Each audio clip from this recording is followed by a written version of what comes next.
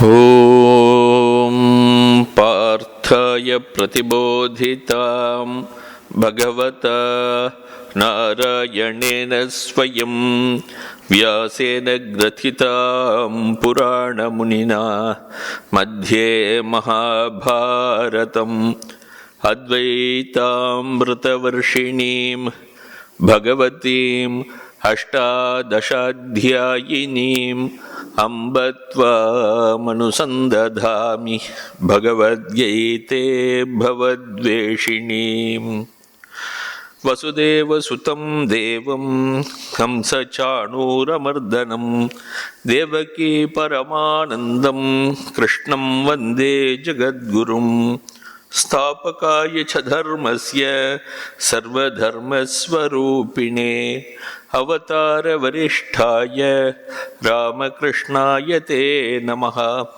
जननीं शारदां देवीं रामकृष्णं जगद्गुरुं पादपद्मे तयो श्रुत्वा प्रणमामि मुहुर्मुहुः। नमः श्री यतिराजाय विवेकानन्दसूरये सच्चित्सुखस्वरूपाय स्वामिने तापहारिणे।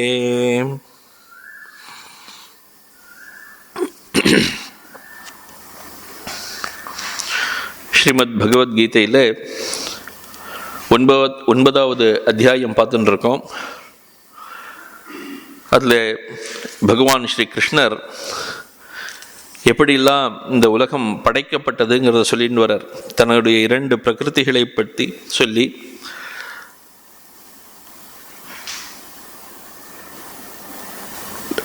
எல்லா செயல்களும் அவர் செய்கிறார். ஆனால் அந்த செயல்களால் அவர் பந்தப்படுவதில்லை அப்படிங்கிறதையும் சொன்னார். நச்சமாம் தானி கர்மாணி நிபத்னந்தி தனஞ்சய அப்படின்னு சொன்னார். இந்த எல்லா கர்மங்கள், எவ்வளவோ செயல்களை நான் செய்கிறேன், அந்த செயல்கள் எதுவுமே என்னை பந்தத்துக்கு ஆட்படுத்துவதில்லை. ஏனென்றால் நான் உதாசீனவத்தாசீனம் அசக்தம் அப்படிங்கிறார். இந்த கர்மங்கள் எல்லாவற்றிலும் ஒதுங்கித்தான் அதை பற்றி கவலைப்படாமல் தானாக, எப்படி சூரியன் தானாக இருந்து கொண்டிருக்கிறதோ அது போல இருக்கார். அந்த கர்மங்களின் பலன்களிலும் தனக்கு எந்த ஒரு பந்தமும் இல்லைங்கிறத காட்டுறார். அதனால அவருக்கு அந்த கர்மங்கள் எதுவும் அவரை பந்தத்தில் ஆழ்த்தவில்லை அப்படின்னு சொன்னார். அப்புறம் இந்த உலகமெல்லாம் எப்படி படைக்கப்படுகிறது அப்படின்னாக்க மயா அத்தியக்ஷேண பிரகிருதி சூயதே சச்சராச்சரம் அப்படின்னார். இந்த உலகங்கள் எல்லாம் அசைகின்ற அசையாத பொருட்களால் ஆன இந்த உலகங்கள் எல்லாம் பிரகிருதி சூயதே, இந்த பிரகிருதி மாயையினால் இவையெல்லாம் தோன்றுகின்றன. மாயை இவற்றை தோற்றுவிக்கிறது. என்னுடைய அத்தியக்ஷத்தில் நான் உட்கார்ந்து கொண்டு என்னுடைய மேற்பார்வையில் இவையெல்லாம் நடந்து கொண்டிருக்கின்றன அப்படிங்கிறத அது சொன்னார். இப்போ மனிதர்களை பற்றி இப்போ சொல்றார். இப்போ இவ்வளவு எல்லா செயல்களையும் நான் செய்து கொண்டிருக்கிறேன், எந்த செயல்களும் என்னை ஒட்டுவதில்லை. ஏனென்றால் எல்லா ஜந்துக்களுக்கும் எல்லா பிராணிகளுக்கும் உள்ளே நான் விளங்கி கொண்டிருக்கிறேன், ஆத்மாவாக விளங்கி கொண்டிருக்கிறேன் அப்படின்னு சொன்னார். சொல்லிட்டு அப்படிப்பட்ட ஆத்மாவை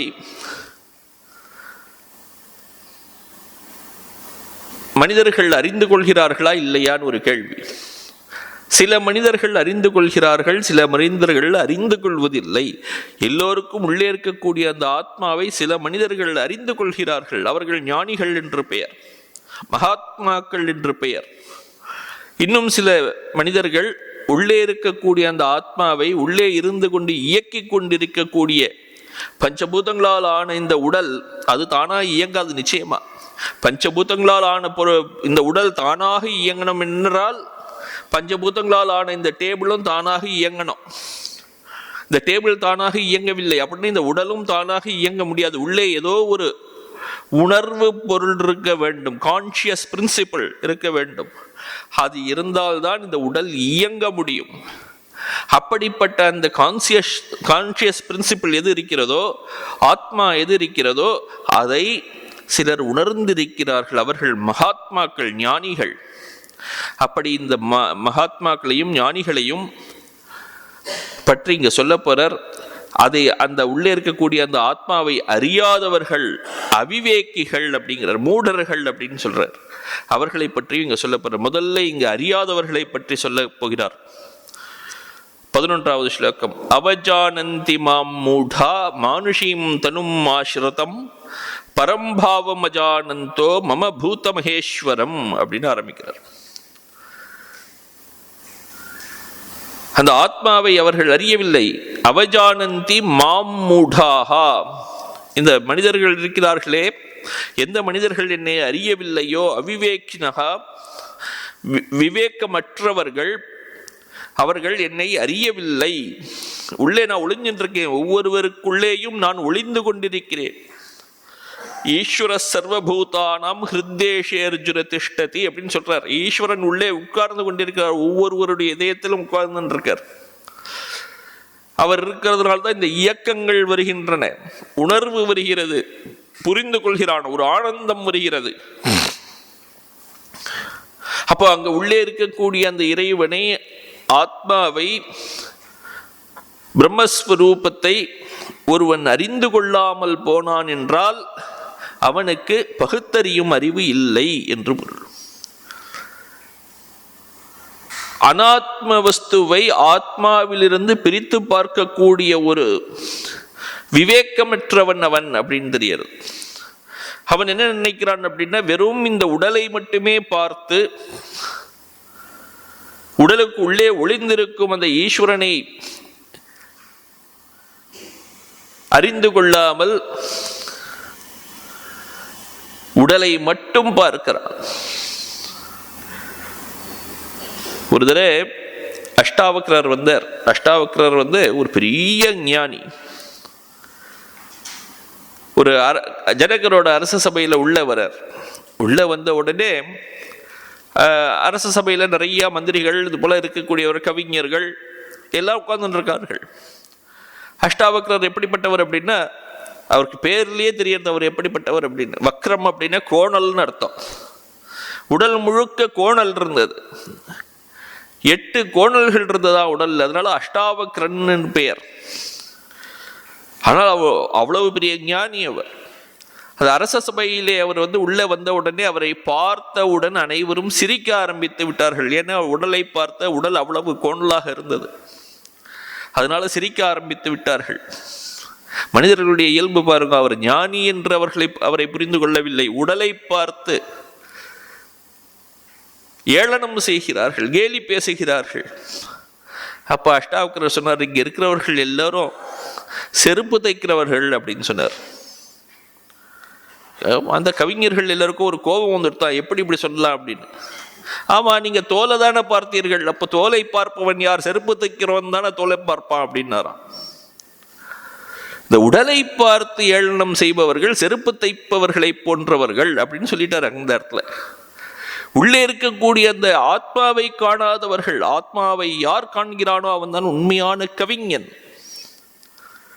கவிஹி அப்படின்னா கிராந்ததர்ஷி அப்படின்னு. இந்த முக்காலங்களையும் கடந்து ஒருவன் யார் இருக்கக்கூடிய ஒரு பொருளை பார்க்கிறானோ அவன் தான் கவிஞன். மற்றவர்கள் எல்லாம் பெயரில் கவிஞர்கள், அவ்வளவுதான். அதே போன்று இங்கு இறைவன் வந்திருக்கிறார், பகவான் ஸ்ரீ கிருஷ்ணர். அவருடைய உடலை மட்டும் பார்த்து இவனும் ஒரு மனிதன்தான் அப்படின்னு நினைத்து கொண்டிருக்கிறார்கள், ஏளனம் செய்கிறார்கள், இடைக்குலத்தில் பிறந்தவன் என்று நினைக்கிறார்கள். உள்ளே இருக்கக்கூடிய ஆத்மாவை பார்க்கவில்லை. அவர்தான் எல்லா உயிரினங்களுக்கும் உள்ளே இருந்து கொண்டிருக்கிறார் ஆத்மாவாக அப்படிங்கிறத தெரிந்து கொள்ளவில்லை அப்படின்னு ஸ்ரீ கிருஷ்ணரே சொல்றார். நான் எப்படிப்பட்டவன்? நித்திய சுத்த புத்த முக்த ஸ்வபாவா அப்படிங்கிறார். ஏவம் மாம் நித்திய புத்த சுத்த முக்த ஸ்வபாவம் சர்வ ஜந்தூனாம் ஆத்மானம். நான் எப்படிப்பட்டவன்? எல்லா உயிரினங்களுக்கும் ஆத்மாவாக இருக்கிறேன், எப்போதும் சுத்தமாக இருக்கிறேன், புத்தன்னா எப்போதும் ஞானஸ்வரூபமாக இருக்கிறேன், எந்த பந்தத்திலும் சிக்காத முக்தனாக இருக்கிறேன்.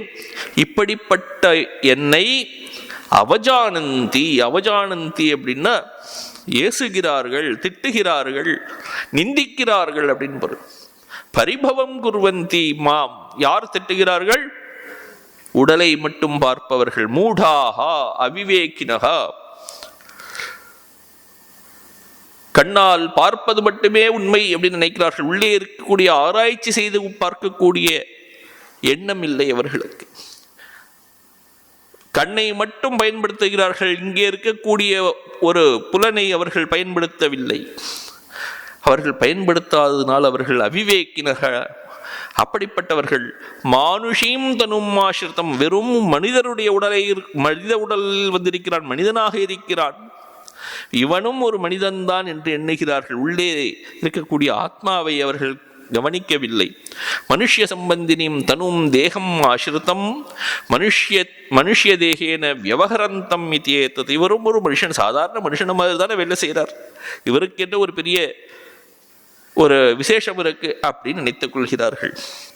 என்னுடைய உண்மையான உயர்ந்த ஸ்வரூபத்தை அறியாதவர்கள் அவர்கள்.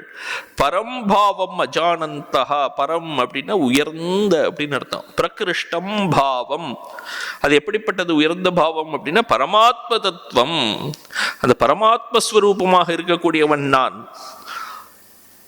அதை அவர்கள் அறிந்து கொள்ளவில்லை. எல்லோருக்கும் ஆத்மாவ சர்வ ஜந்தூனாம் ஆத்மானம் அப்படின்னு சொல்றாரு. எல்லா ஜந்துக்களுக்கும் ஆத்மாவாக இருக்கக்கூடியவன், உயர்ந்த பரமாத்மா வடிவத்தில் இருக்கக்கூடியவன், நுட்பமாக இருக்கக்கூடியவன். ஏன் அவர்களுக்கு தெரியவில்லை அப்படின்னா, இந்த பரமாத்ம தத்துவம் மிகவும் நுட்பமானது. ஆகாஷ கல்பம் அப்படிங்கிற இந்த இந்த ஆகாயத்தை போன்று, ஆகாயத்தை நம்மளால பார்க்க முடியவில்லை, எந்த ஒரு புலன்களாலும் ஆகாசத்தை பார்த்து விட முடியாது, புரிந்து கொண்டு விட முடியாது. அப்படி ஆகாஷ கல்பம், ஆகாசத்தை போன்று மிகவும் நுட்பமாக இருக்கக்கூடிய அந்த பரமாத்மா வடிவத்தில் நான் இருக்கிறேன். ஆகாசத்தை கூட இந்த ஆகாசத்திற்கு ஒரு குணம் இருக்கு, சப்த குணக்கோ ஆகாஷகா அப்படின்னு சொல்றாங்க. சப்த குணக்கம் அப்படின்னு சொல்றது, சப்தம் சத்தம் இருக்கிறது, சத்தம் இந்த ஆகாயத்திலிருந்து வரதான். அதனால ஆகாசத்துக்காவது ஒரு குணம் இருக்கு, அதையும் விட ஆத்மாங்கிறது வெறும் நுட்பமானது. அதனாலதான் இந்த இடத்துல சொல்றாரு ஆகாஷாதப்பி அந்தரதமம் அப்படிங்கிற. ஆகாசத்தை விடவும் மிகவும் நுட்பமானது, இன்னும் உள்ளே இருக்கக்கூடியது அப்படின்னு சொல்றார். அப்படிப்பட்டது இந்த ஆத்மா. அப்படிப்பட்ட ஆத்மாவை அஜானந்தகா, தெரிந்து கொள்ளாமல் இருப்பதனால் அவர்கள் மூடர்கள். ஆத்மா இந்த இடத்துல ஆத்மாவுக்கு இரண்டு விதமாகவும் தெரிந்து கொள்ளவில்லையா? இரண்டு விதமா ஆத்மாவை தெரிஞ்சுக்கலாம். எப்படின்னா நிருபாதிக்கமா தெரிஞ்சுக்கலாம், இன்னொன்று சோபாதிக்கமாக தெரிந்து கொள்ளலாம். ஆத்மாவை தெரிந்து கொள்ளும் போது நித்திய சுத்த புத்த முக்த ஸ்வபாவம் அப்படின்னு தெரிஞ்சுக்கலாம். அல்லது இந்த உலகங்கள்லாம் எங்கிருந்து படைக்கப்பட்டதோ அதுதான் ஆத்மா அப்படின்னு தெரிஞ்சுக்கலாம், ஈஸ்வரனாக தெரிந்து கொள்ளலாம். இந்த இரண்டு விதத்திலும் அவர்கள் தெரிந்து கொள்ளவில்லை அப்படின்னு சொல்றாரு இங்க. உண்மையான ஆத்மாவை தெரிந்து கொள்ளவில்லை. மம பூத மகேஸ்வரம், இந்த இருக்கக்கூடிய உலகங்கள் எல்லாம், பிராணிகள் எல்லாவற்றிற்கும் நான் ஈஸ்வரனாக இருக்கிறேன், அதையும் அவர்கள் தெரிந்து கொள்ளவில்லை. நிருபாதிக்கமாக ஆத்மாவை தெரிஞ்சுக்கிறதுங்கிறது ரொம்ப ரொம்ப கஷ்டம். சோபாதிக்கமாகவாவது அவன் தெரிஞ்சுட்டு இருக்கானா, அதுவும் இல்லை. அதையும் சொல்றாரு இங்க. சர்வபூதானாம் மகாந்தம் ஈஸ்வரம் ஸ்வம் ஆத்மானம் அப்படிங்கிற. எல்லா உயிரினங்களுக்கும் நான் தலைவனாக இருக்கிறேன், அதையும் அவர்கள் தெரிந்து கொள்ளவில்லை. ஒவ்வொரு உயிரினங்களுக்கும் ஆத்மாவாக நான் இருந்து கொண்டிருக்கிறேன், அதையும் அவர்கள் தெரிந்து கொள்ளவில்லை.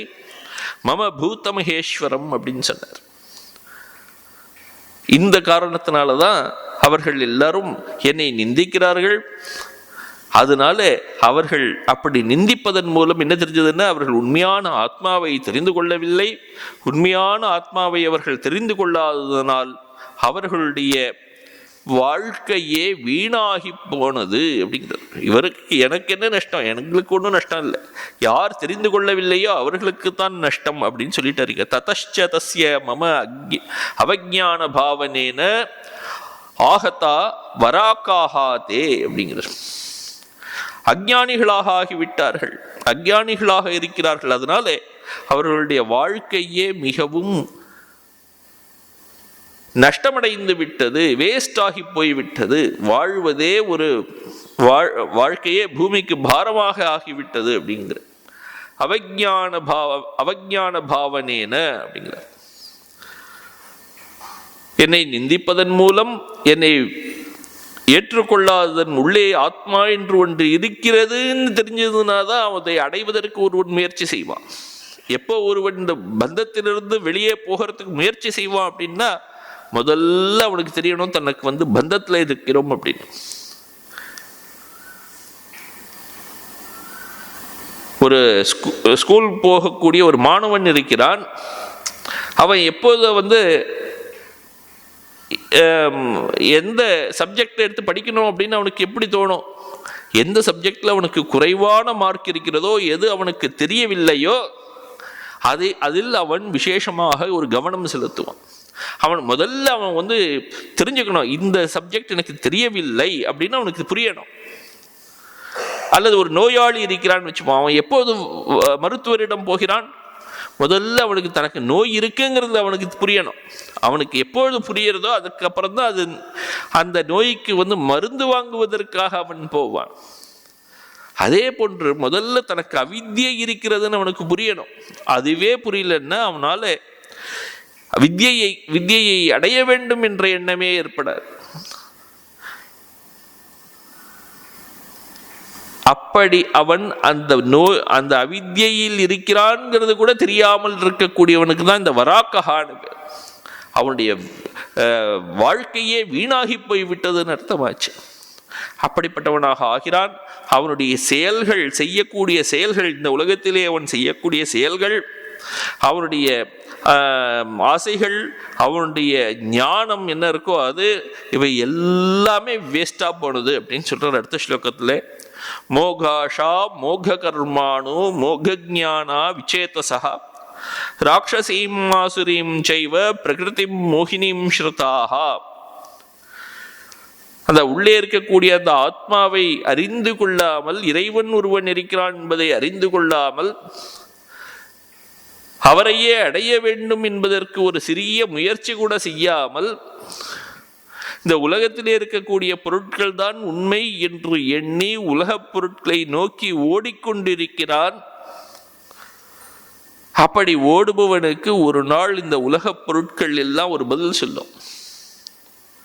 என்னை துரத்தி கொண்டு ஓடி வந்தாய், இப்பொழுது நான் உன்னை விட்டு செல்கிறேன் அப்படின்னு சொல்லும். அது ஏதோ ஒரு நாள் அவன் அந்த எல்லா உலகப் பொருட்களையும் விட்டு செல்ல வேண்டும். காதற்ற ஊசியும் வாராது கான் கடை வழிக்கே அப்படின்னு சொன்னார் இல்லையா? அப்போ எந்த ஒரு சின்ன பொருள் கூட ஒருவனுக்கு பின்னால் வரப்போறதில்லை. எவ்வளவோ சொத்து சேர்த்து வைத்து இந்த உலகத்தின் பொருட்கள், செல்வங்கள் எல்லாவற்றையும் சேர்த்து வைத்தாலும் கூட ஒரு நாள் அவையெல்லாம் இவனை விட்டு பிரிய போகின்றன. அதுல அப்போ என்ன ஒரு பெரிய இவனுடைய சாதனை இருக்க முடியும்? எல்லாம் இவ்வளவு சேர்த்து வைத்து விட்டேன், என்ன அதனால் என்ன கிடைக்க போகிறது? இவனுக்கு ஒன்றும் கிடைக்காது. அதனால இதையெல்லாம் நஷ்டம் அப்படிங்கிற மோகாஷாகா அப்படிங்கிறது. மோகாஷா, மோகம் அப்படின்னா வேஸ்ட் அப்படின்னு அர்த்தம். அவனுக்கு இருந்த ஆசைகள், அவனுக்கு இருந்த எதிர்பார்ப்புகள் இதெல்லாம் இருந்ததே, இவை எல்லாம் அவனை கவிழ்த்து விட்டன அப்படின்னு சொல்லிட்டார். மோகாஷா விருத்தா ஆஷா ஆஷிஷா ஏஷாம் தே மோகாஷாஹா. யாருக்கு இது போன்ற வேண்டாத ஆசைகள் இருக்கிறதோ அப்படிப்பட்டவர்கள் இவர்கள், இந்த அவிவேக்கினகா அப்படின்னு சொல்லிட்டார். மூடர்கள். இந்த மூடர்கள் எப்படிப்பட்டவர்கள் அப்படின்னா வேண்டாத ஆசைகளை கொண்டவர்களாக இருக்கிறார்கள்.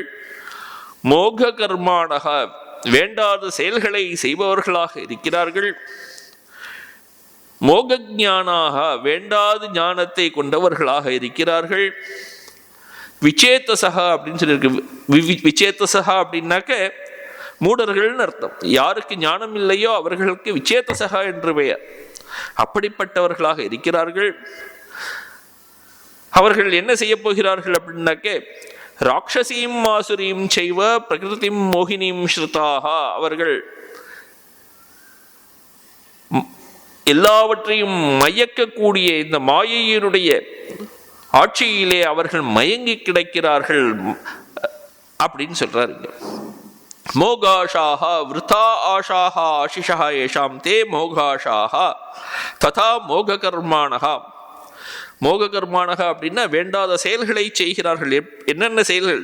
இறைவன் இருக்கிறான் அப்படின்னு ஒரு மனதிலே வைத்து கொண்டு செயல்களை செய்தால் அவனுக்கு வேற பலன். செயல்களை வேறு இறைவனுக்காக செய்து இந்த செயல்களுடைய பலன்களை இறைவனுக்கே சமர்ப்பிக்கிறேன் அப்படின்னு நினைத்து கொண்டு செய்பவனுடைய பலன் வேற பலன். ஆனால் இறைவன் என்பவனே இல்லை, இறைவனை பற்றி தெரியாது, ஆத்மாவை பற்றி தெரியாது, மற்ற செயல்கள் எல்லாவற்றையும் நான் செய்கிறேன் அப்படின்னாக்க அவனுக்கு கிடைக்கக்கூடிய பலன் வேற பலன். அவனுக்கு என்ன கிடைக்கும்? அவன் செய்கிற செயல்கள் எல்லாம் நஷ்டம், அவனுக்கு எந்த பலனும் கிடைக்காது. இந்த உலகத்தில் இருக்கக்கூடிய பொருட்கள் கிடைக்கலாம், எவ்வளவோ பெரிய செல்வந்தராக ஆகலாம், அவன் இறைவனை மறுத்து செல்வந்தனாக ஆகலாம், ஆனால் அதனால் எந்த ஒரு பயனும் ஏற்பட போவதில்லை. அதுதான் இந்த இடத்துல சொல்றார். இங்கே மோக கர்மானக, இந்த வேண்டாத பயனற்ற செயல்களை செய்கிறான் அப்படின்னு சொல்றார். என்னென்ன செயல்கள்? அக்னிஹோத்ராதீனி தைஹி அனுஷ்டீயமானானி கர்மாணி. எந்த செயல்களை செய்தாலும் சரி இருக்கட்டும். தேஷாம் பகவத் பரிபவாத்து, அந்த இறைவனை அவர்கள் ஏற்றுக்கொள்ளவில்லை, அதனால சுவாத்மபூதஸ்ய அவஜ்ஞானாத், அந்த இறைவன் எப்படிப்பட்டவனாக இருக்கிறான்? எல்லோருக்கும் உள்ளே இருந்து கொண்டிருக்கிறான். அவனை அவஜ்ஞானாத், அவரை ஏற்றுக்கொள்ளாமல் நிந்தித்ததனால, இறைவனை ஏற்றுக்கொள்ளாமல் எந்த செயல்களை வேண்டுமானாலும் செய்யட்டும். மோகானி ஏவ நிஷ்பலானி கர்மாணி பவந்தி. அவன் செய்யக்கூடிய செயல்கள் எல்லாம் நிஷ்பலங்கள், பயனற்ற காரியங்கள். இறைவனை ஏற்றுக்கொள்ளாமல் இறைவனை நோக்கி செய்யாத எந்த செயல்களும் பலனற்ற கர்மங்களாக ஆகின்றன அப்படின்னு சொல்லிட்டார். அதே போல மோகஞானாக அப்படின்னு சொல்லி பயனற்ற ஞானத்தை கொண்டவர்களாக இருக்கிறார்கள். நிஷ்பல ஞானாக ஞானம் அப்படின்னு சொல்லிட்டார். அவர்களுடைய ஞானம் எப்படிப்பட்டது அப்படின்னா நிஷ்பலனாக இருக்கிறது. அந்த பலன் கொடுக்காத ஒரு ஞானம். பலன் கொடுக்காத ஞானம் என்ன ஞானம்? ஞானம்னா ஒரு பலனை கொடுக்க வேண்டும். வெறும் புஸ்தக ஞானம் இருந்ததுன்னா, எவ்வளவுதான் படித்திருந்தாலும் வெறும் புஸ்தக ஞானம் அப்படின்னா அது பலன் கிடையாது. இறைவனுடைய சாட்சாத்காரம் வேண்டும் இல்லையா? அதனால இறைவனை ஏற்றுக்கொண்டு இறைவனிட்ட போகாத ஒரு ஞானம், எந்த ஞானம் ஒருவனை இறைவனிடம் கொண்டு போகவில்லையோ அந்த ஞானம் அபராவித்யை அப்படின்னு சொல்றது உபனிஷதம். எந்த ஞானம் இறைவனிடம் ஒருவனை அழைத்து செல்கிறதோ அதுதான் உயர்ந்த பராவித்யை அப்படிங்கிறது. உபனிஷதம், முண்டக்க உபனிஷதம் சொல்லிக் கொடுக்கிறது. பராவித்யை அப்படின்னு சொல்லும்போது ஐயா தத் அதிகம்யத்தே, அந்த இறைவனை எந்த ஞானத்தின் மூலம் ஒருவன் அடைகிறானோ அந்த ஞானத்திற்கு பராவித்யின் பேர். அபராவித்யைங்கிறது அவனை அந்த இறைவனிடம் அழைத்து செல்லாமல் உலகத்தை நோக்கி அழைத்து செல்கிறது. அப்படிப்பட்ட ஞானம் நிஷ்பலமான ஞானம், மோக ஞானம் அப்படின்னு இடத்த சொல்றார். இதெல்லாம் யாருக்கு கிடைக்கிறது அப்படின்னா அவிவேக்கிகளுக்கு. யாருக்கு விவேகம் இல்லையோ, யாரை மூடர்கள் என்று சொன்னோமோ, யார் வெறும் இந்த பஞ்சபூதங்களால் ஆன இந்த உலகத்தை மட்டுமே உண்மை என்று நம்பிக்கொண்டிருக்கிறார்களோ, எப்படியாவது இந்த உலகத்தில் செல்வங்களை சேர்த்து விடுவோம், இதுதான் எனக்கு சாஸ்வதமாக இருக்க போகிறது, நம்மை காக்கப் போகிறது என்று எண்ணுகிறார்களோ அப்படிப்பட்டவர்களுக்கு அப்படின்னு சொல்லிட்டாருங்க விசேதசா அப்படின்னு சொல்றார். விகத விவேகாச்ச தே பவந்தி இதி அபிப்பிராய. அவர்கள் அப்படி அந்த செல்வத்தினால் அவர்களுடைய விவேக ஞானம் மூடப்பட்டதாக ஆகிவிடுகிறது. செல்வமே ஒருவனை சில நேரத்தில் அந்த ஞானத்தை மறைத்து விடுகிறது, அகங்காரத்தை ஏற்படுத்தி விடுகிறது. ஒருவனுடைய செல்வங்கள், ஒருவனுடைய சொத்து சுகம் இதெல்லாம் இருக்கே, அதனாலதான் சொல்ற சங்கரர் மா குரு தன ஜன யவ்வன கர்வம் அப்படிங்கிறார். இதெல்லாம் தன ஜன யவ்வனம் இதெல்லாம் ஒருவனுக்கு ஒரு கர்வத்தை ஏற்படுத்தி விடுகிறது. அதனால அவன் தன்னையே மறந்து விடுகிறான். இவையெல்லாம் ஒரு நிமிஷத்தில் போய்விடப் போகிறதுன்னு அவனுக்கு தெரியவில்லை. ஹரதி நிமேஷாத் கால சர்வம் அப்படிங்கிற இந்த காலம்ங்கிறது இருக்கே, அது எவ்வளவு ஒரு பெரிய சக்தி உடையது. எவ்வளவு செல்வம் வைத்திருந்தாலும் சரி, அது ஒரு நிமிஷத்தில் அழித்து சென்று விடும். அதனால அந்த செல்வத்தில் ஒருவன் மயங்காமல் இருக்க வேண்டும். உண்மையான ஆத்ம ஞானத்தை ஒருவன் பெற வேண்டும். அப்படி பெறாதவர்கள் இந்த விசேதசகா அப்படின்னு சொல்லியிருக்கிறார். அவர்கள் என்ன ஆகிறார்கள் அப்படின்னாக்க, கிம்சதே பவந்தி ராட்சசீம் ரக்ஷசாம் பிரகிருதிம் ஸ்வபாவம் ஆசுரீம் அசுராணாம் ச பிரகிருதிம் மோகினீம் மோககரீம் தேகாத்மவாதினியும் ஸ்ருதாக ஆசிரிதாக. அவர்கள் எப்படி இருக்கிறார்கள் அப்படின்னா, இந்த உடலையே தான் அப்படின்னு எண்ணிக்கொள்கிறார்கள். உடலுக்கு செய்யக்கூடிய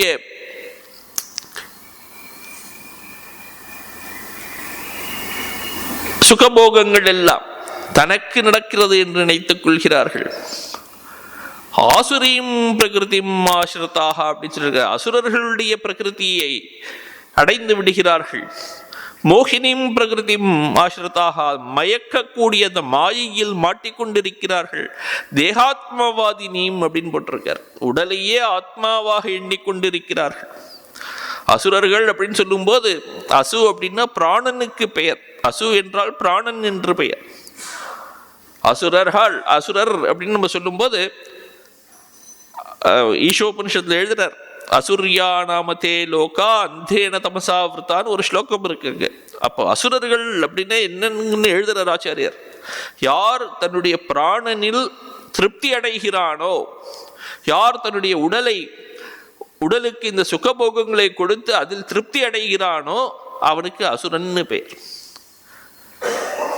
அப்போ இந்த உலகத்தில் இருக்கக்கூடியவர்கள் முக்காவாசி பேர், 99% பீப்புள் எல்லாரும் அசுரர்கள். ஏனென்றால் நாம் எல்லோரும் முக்காவாசி இந்த உடலை திருப்தி செய்வதிலேயே திளைத்து கொண்டிருக்கிறோம். அதனால அசுரர்கள். அப்படிப்பட்ட அது மாயையில் ஒருவனை ஆழ்த்துகிறது. அப்படியாக ஆகிறார்கள். அவர்களுடைய நடத்தை எப்படி இருக்கு அப்படின்னு, இந்த உலகத்தை எப்படியாவது, உலகத்தில் இருக்கக்கூடிய செல்வங்களை எந்த ஒரு வழியிலாவது எடுத்துக்கொள்ள வேண்டும், நாம் எடுத்துக்கொள்ள வேண்டும் அப்படின்னு, மற்றவர்களிடமிருந்து பிடுங்கிக் கொள்ள வேண்டும்ங்கிற ஒரு எண்ணம் வந்துடுறது இவர்களுக்கு. அடுத்தவன் எப்படி போனா என்ன, நாம் நன்றாக இருக்க வேண்டும், நான் நன்றாக இருக்க வேண்டும்ங்கிற ஒரு எண்ணம் அவனுக்கு எப்படி வருது அப்படின்னாக்க, அதை ஆச்சாரியர் எழுதி காட்டுறார். இப்படிலாம் அவன் நடந்துக்கிறான். எப்படி அப்படின்னா, சிந்தி பிந்தி பிப காத பரஸ்வம் அபகர. சிந்தி அப்படின்னா அடுத்தவர்களை போய் அடிச்சு அவங்கள்ட்ட இருக்கிறதெல்லாம் பிடுங்கிக்கொள். பிப காத, இதை சாப்பிடு, அதை அருந்து, இப்படியாக உன்னை திருப்தி செய்து கொள். எப்ப பார்த்தாலும் பார்ட்டிக்கு போ. பரஸ்வம் அபகர, மற்றவர்களுடைய செல்வத்தை நீ பிடுங்கிக்கொள். இப்படியாகலாம் எண்ணிக்கொள்கிறார்கள். ஏனென்றால் அவர்களுக்கு தன்னுடைய உடல் தான் இந்த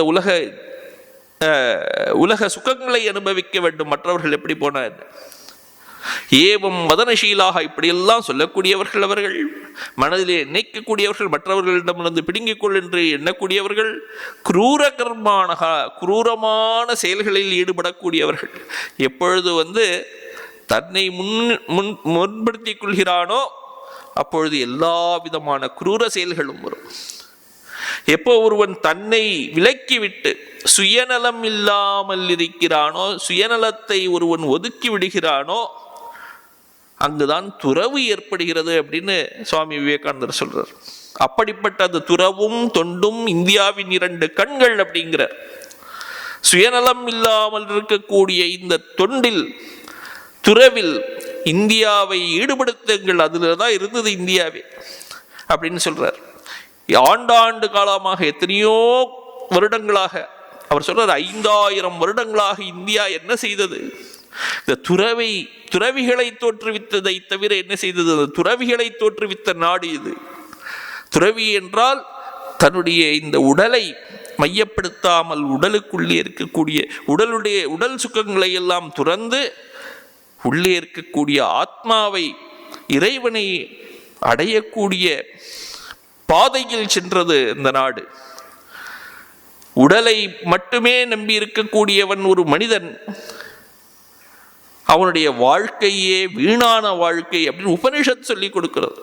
அசூர்யா நாமதே லோக்காக அந்தேன தமசாவிருத்தாக தாம்ஸ்தே பிரேத்யாபிகச்சந்தி ஏகேச்ச ஆத்மஹனோஜனாக அப்படிங்கிறது.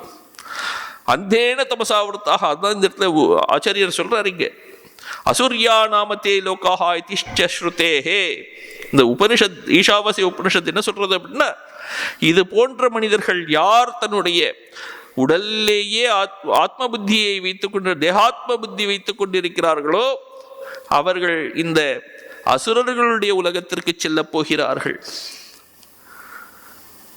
அது எப்படிப்பட்ட உலகம் அப்படின்னா, அந்தேன தமசாவிருத்தா, தமஸ், தமஸ் என்ற இருள், இருள் கண்ணை மறைக்கக்கூடிய இருளினால் சூழப்பட்ட அந்த உலகத்திற்கு செல்ல போகிறார்கள்,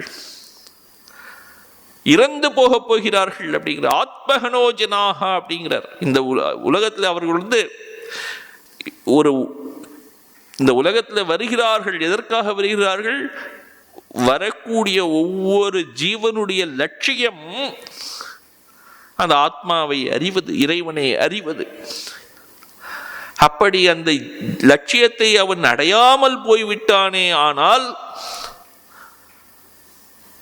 அவன் வந்ததே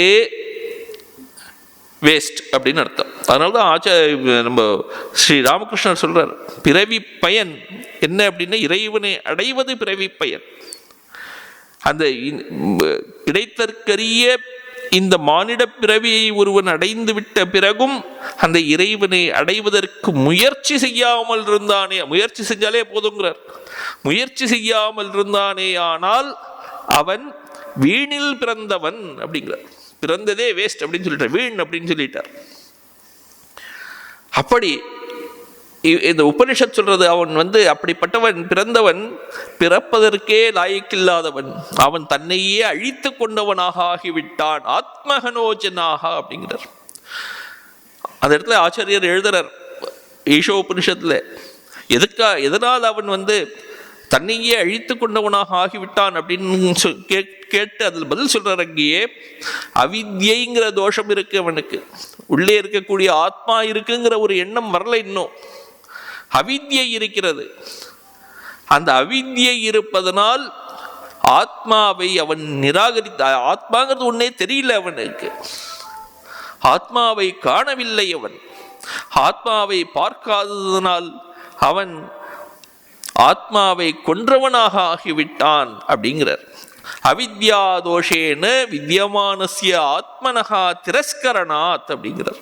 இருக்கக்கூடிய ஆத்மாவை அவன் புரிந்து கொள்ளவில்லை. அதனால, ஏனென்றால் அவித்யைங்கிற தோஷம் இருந்தது, அதனால அவன் ஆத்மாவை இழந்தவனாக ஆகிவிட்டான் அப்படிங்கிறார். அப்போ இந்த அவிவேகிகளுடைய ஆசைகள் எல்லாம் வேஸ்ட், வீணானவை. மோக கர்மானக அவர்களுடைய செயல்கள் எல்லாம் வீண், மோகஞானாக அவர்களுடைய ஞானம் எல்லாம் வீண், அவர்களுடைய வாழ்க்கையே வீண். ஏனென்றால் அவர்கள் அந்த ராட்சசியும் ஆசுரியும் செய்வ பிரகிருதியும் மோகினியும் ஸ்ருதாக அப்படின்னு சொல்லிட்டு இவர்களுக்கெல்லாம் ஒரு மாறாக இருக்கக்கூடிய மற்ற மனிதர்கள், அதாவது மகாத்மாக்கள், ஞானிகள், அவர்கள் எப்படி இருக்கிறார்கள் அப்படிங்கிறது இந்த 2 ஸ்லோகம் சொல்லிக் கொடுக்கிறது. மகாத்மானஸ்துமம் பார்த்த தெய்வீம் பிரகிருதிமாஸ்ருதாக. முன்னாடி சொன்னது இந்த அஞ்ஞானிகள் ராட்சசீம் பிரகிருதிம் அப்படின்னு சொன்னார், ராட்சசீம் பிரகிருதிம் அப்படின்னு, ஆசுரீம் பிரகிருதிம் அப்படின்னு சொன்னார். இந்த இடத்துல இவர் சொல்லிக் கொடுக்கிறார், இந்த இடத்துல மகாத்மாக்கள் எப்படி இருக்கிறார்கள் அப்படின்னா தெய்வீம் பிரகிருதிம் அப்படின்னு. அவர்கள் ராட்சச பிரகிருதியை அடைந்தவர்களாக இருக்கிறார்கள், இவர்கள் தேவ பிரகிருதியை அடைந்தவர்களாக இருக்கிறார்கள். தெய்வீ சம்பத் அப்படின்னு சொல்லிட்டு ஒரு இது பின்னாடி வரப்போறது, ஒரு இது நல்ல குணங்கள் அப்படின்னு. இப்ப நல்ல குணங்களுடன் இருப்பவர்கள் இவர்கள் மகாத்மாக்கள், நல்லோர்கள். அவர்கள் என்ன செய்கிறார்கள்? பஜந்தி அன்யமனசகா அப்படிங்கிறார். அவர்கள் என்னை பஜிக்கிறார்கள், எனக்கு சேவை செய்கிறார்கள். அனன்ய மனசக, வேறு எதையும் எதிர்பார்க்காமல், என்னுடைய அனுகிரகத்தை மட்டுமே எதிர்பார்த்து வேறு எதையும் எதிர்பார்க்காமல் என்னை இந்த உலகத்திற்கெல்லாம் முதல்வனாக என்னை அறிந்து பூத ஆதிம், பூத்தர் இந்த பிரபஞ்சத்திற்கெல்லாம் ஆதியாக இருக்கக்கூடியவன் என்று அறிந்து ஞாத்வா பூதாதிம் அவ்யயம், மாறாதவனாக நான் இருக்கிறேன், இதற்கெல்லாம் காரணமாக இருக்கிறேன் அப்படிங்கிறதை அறிந்து இந்த மகாத்மாக்கள் என்னை மட்டுமே பஜிக்கிறார்கள். எப்படியெல்லாம் பஜிக்கிறார்கள் அப்படின்னா சததம் கீர்த்தயந்தக, என்னை பற்றியே எப்போதும் நினைத்து கொண்டிருக்கிறார்கள், என்னை பற்றி புகழ்ந்து பேசிக் கொண்டிருக்கிறார்கள். சததம் கீர்த்தயந்தகா மாம் யதந்தஷ்ச திருடவிரதாக, என்னை அடைவதற்கு முயற்சி செய்து கொண்டிருக்கிறார்கள், திடமான விரதம் கொண்டவர்களாக இருக்கிறார்கள். நமஸ்யந்தஷ்ச, என்னை வணங்கி கொண்டிருக்கிறார்கள். எப்படி வணங்குகிறார்கள்னா பக்தியுடன். நமஸ்யந்தஷ்ச மாம் பக்தியா அப்படிங்கிறார். நித்தியயுக்தாக, என்னிடமே மனதை செலுத்தியவர்களாக, மனதை வேறெங்கும் செலுத்தாமல் அவர்கள் இருந்து கொண்டிருக்கிறார்கள். உபாசத்தே, அவர்கள் அப்படி இருந்து கொண்டு என்னை உபாசிக்கிறார்கள். எப்படியெல்லாம் உபாசிக்கிறார்கள்ங்கிறது அடுத்த ஸ்லோகம் சொல்றது. ஞான யஜ்ஞேன சாப்பின்யே ஜந்தோ மாம் உபாசத்தே ஏகத்வேன பிருத்தக்த்வேன பகுதா விஸ்வதோ முகம் அப்படின்னு சொல்றார். ஆக 13வது ஸ்லோகம் மகாத்மானஸ்து மாம் பார்த்த. முன்னாடி சொன்ன அந்த அவிவேக்கிகளுக்கு மாறாக இருக்கக்கூடிய இவர்கள் ஸ்ரத்தை உடையவர்கள். அவிவேக்கிகளுக்கு முதல்ல என்ன இல்லை அப்படின்னா ஸ்ரத்தை இல்லை. அவர் ஸ்ரத்தை இல்லாததுனால் அவர்கள் உள்ளே இருக்கக்கூடிய ஆத்மா என்று ஒன்று இருக்கிறார் அப்படின்னு சொன்னாலும் நம்ப மாட்டேங்கிறார்கள். ஸ்ரத்தை அப்படின்னா ஒரு நம்பிக்கை, குருவின் உபதேசத்தில் ஒரு நம்பிக்கை, சாஸ்திரங்கள் சொல்லிக் கொடுப்பதில் ஒரு நம்பிக்கை. அந்த நம்பிக்கை உடையவர்கள் இவர்கள். ஏ புனகா ஸ்ரத்ததானாக மோக்ஷ மார்க்கே பிரவருத்தாக, மோக்ஷ மார்க்கத்தில் ஈடுபடக்கூடியவர்களாக இருக்கிறார்கள். அவர்கள் எப்படிப்பட்டவர்கள் அப்படின்னா பகவத் பக்தி கொண்டவர்களாக இருக்கிற, பகவானிடம் ஈஸ்வரனிடம் பக்தி கொண்டவர்களாக இருக்கிறார்கள். பகவத் பக்தி லட்சணே மோக்ஷ மார்க்கே பிரவருத்தாக, மோட்ச மார்க்கத்தில் ஈடுபடக்கூடியவர்கள் அவர்கள் மகாத்மாக்கள். அவர்கள் மாம் மகாத்மானஸ்து மாம் பார்த்த தெய்வீம் பிரகிருதிமாஸ்ருதாக அப்படிங்கிறார். அவர்கள் என்னுடைய தெய்வீம் பிரகிருதியை அண்டி நிற்பவர்களாக இருக்கிறார்கள் அப்படின்னு சொல்றார். மகாத்மானஹா து அக்ஷுத்ர சித்தாக. அக்ஷுத்ரம் அப்படின்னா சின்னதுன்னு அர்த்தம். அக்ஷுத்ரம் அப்படின்னாக்க மிகப்பெரிய மகான்னு பெருசு இல்லையா? அப்போ அக்ஷுத்ர சித்தாக அப்படின்னா பெரிய மனது படைத்தவர்கள் அவர்கள், உயர்ந்த மனம் படைத்தவர்கள் அவர்கள். என்னை வழிபடுகிறார்கள். எப்படி அப்படின்னா மாம் ஈஸ்வரம் தெய்வீம் பிரகிருதிம் ஆஸ்ருதாக, அந்த நல்ல குணங்களை பெற்று வழிபடுகிறார்கள். அது என்னென்ன நல்ல குணங்கள் அப்படிங்கிறத சொல்ற. பிரகிருதி அப்படின்னா நல்ல குணங்கள். சமதம தயா ஸ்ரத்தாதி லக்ஷணாம். சமதம உபரதி ஸ்ரத்தா, அது போன்ற பலவிதமான குணங்கள் இருக்கின்றன ஒரு மனிதனுக்கு இருக்கணும். ஒரு ஞானிக்கு, ஒரு யோகிக்கு, ஒரு பக்தனுக்கு இதெல்லாம் இருக்கணும். சமம் அப்படின்னா புலனடக்கம், தமஹா அப்படின்னா தமஹான புலனடக்கம், சமஹான மன அடக்கம், தயைனாக்க எல்லோரிடமும் ஒரு அன்புடன் இருத்தல், ஸ்ரத்தை அப்படின்ற எல்லா சாஸ்திரங்கள் சொல்லிக் கொடுப்பதில் எல்லாம் ஒரு நம்பிக்கையுடன் இருக்கக்கூடியது. இப்படி பலவிதமான நற்குணங்களுடன் இருப்பவர்கள் அவர்கள். அவர்கள் என்ன செய்கிறார்கள் அப்படின்னா பஜந்தி, என்னை சேவிக்கிறார்கள். என்னை சேவிக்கிறார்கள் அப்படின்னா இந்த இடத்துல ஆச்சாரியர் கிருஷ்ணர் சொல்றார் அனன்ய மனசகா அப்படின்னு. சாதாரணமாக நாமும் இறைவனை வழிபடுகிறோம். அதில் நமக்கு எப்படி இருக்கு அப்படின்னா சில நேரத்தில் இறைவனை வழிபடுகிறோம், சில நேரத்தில் மற்ற இடத்திற்கு செல்கிறோம். அப்படி இல்லாமல் இவர்கள்லாம் மகாத்மாக்கள். அவர்களுடைய மனம் எப்படி இருக்கு அப்படின்னாக்க எப்போது இறைவனே கதி என்று இருக்கிறது. மற்றவர்களை பற்றி ஒரு நிமிஷமும் மனத்தில் எண்ணாதவர்களாக அனன்ய மனசகா அப்படின்னு சொன்னார். எதை பற்றியும் எண்ணாதவர்கள் அவர்கள். அனன்ய சித்தாகா அப்படின்னு சொல்றார். வேறு எதையும் எதிர்பார்க்காதவர்கள், இறைவனிடமிருந்து கூட எதையும் எதிர்பார்க்காதவர்கள், அவரையே இறைவன் மட்டுமே வேண்டும் என்று எண்ணுபவர்களாக இருக்கிறார்கள். பிரகலாதன் முதலியவர்கள் அப்படி அனன்ய மனசகா அனன்ய சித்தாகா.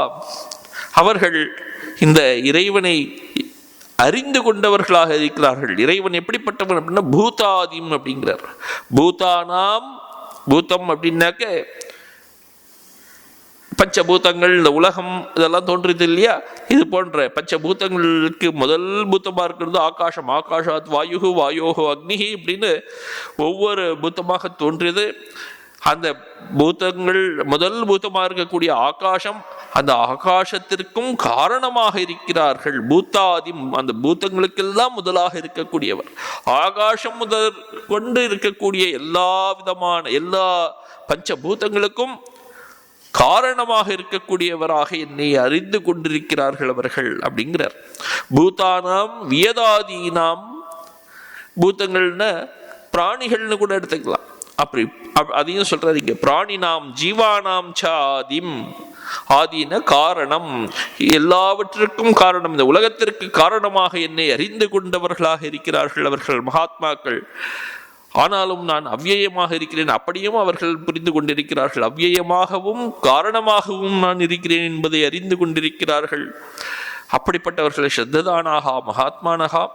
அவர்கள் எப்படி என்னை பூஜிக்கிறார்கள் அப்படின்னா சததம் கீர்த்தயந்தோ மாம் யதந்தஸ்ய திருடவிரதாக நமஸ்யந்தஸ்ய மாம் பக்தியா நித்தியயுக்தா உபாசதே அப்படிங்கிறார். அவர்கள் எப்போதும் என்னையே நினைத்து கொண்டு நித்தியயுக்தர்களாக இருந்து கொண்டு என்னை பக்தியுடன் உபாசிக்கிறார்கள். இந்த ஸ்லோகத்தை நம்ம அடுத்த வகுப்புல பார்க்கலாம்.